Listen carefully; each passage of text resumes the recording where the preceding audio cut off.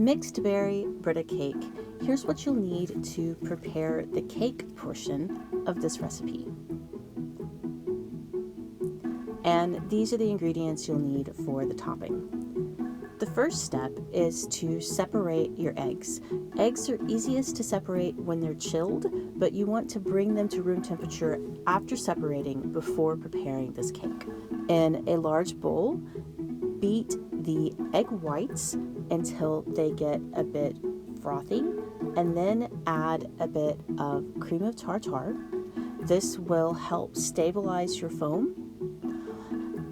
Once you have added the cream of tartar, continue beating until they are very foamy, and then begin adding the sugar. You want to add the sugar about a tablespoon at a time and do this very gradually. If you add the sugar too quickly, your meringue will end up grainy, the sugar won't dissolve completely. Once you have whipped your egg whites to stiff peaks, set the meringue aside, and then in a clean bowl, no need to clean the beaters, cream the butter and sugar until light and fluffy.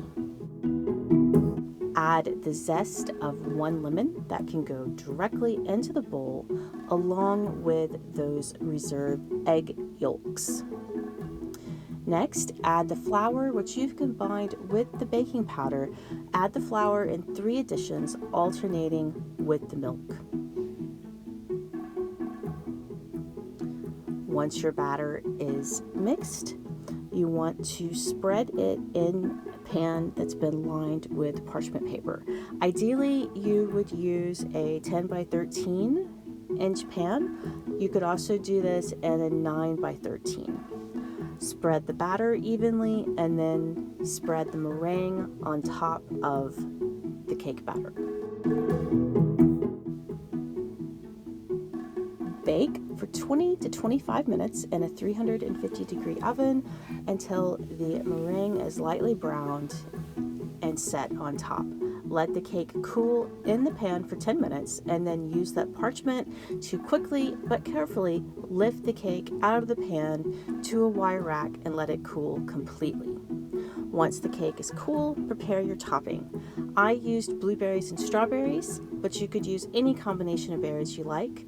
Combine those berries with a little bit of lemon juice and about a tablespoon of sugar, maybe more if your berries aren't super sweet.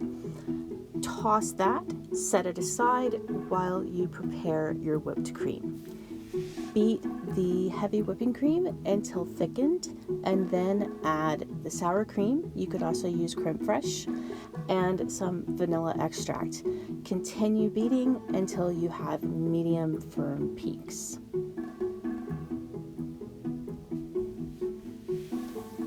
Back to the cake. You want to cut your cake in half and transfer one of those halves to a serving platter. Top with about half of the whipped cream, and then with about half of your berries. You can play around with this ratio. You could do most of your filling in between the layers, or you could have more whipped cream on top. It's up to you. Top with that remaining half.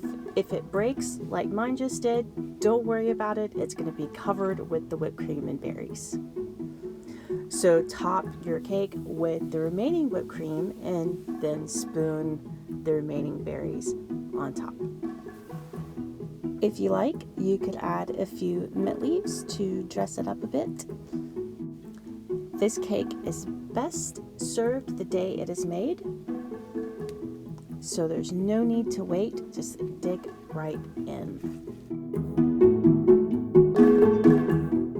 However, if you have any leftovers, it will keep for a couple of days in the refrigerator. I hope you enjoyed this video. For the complete recipe and others, please visit us at arkansasonline.com/cooking.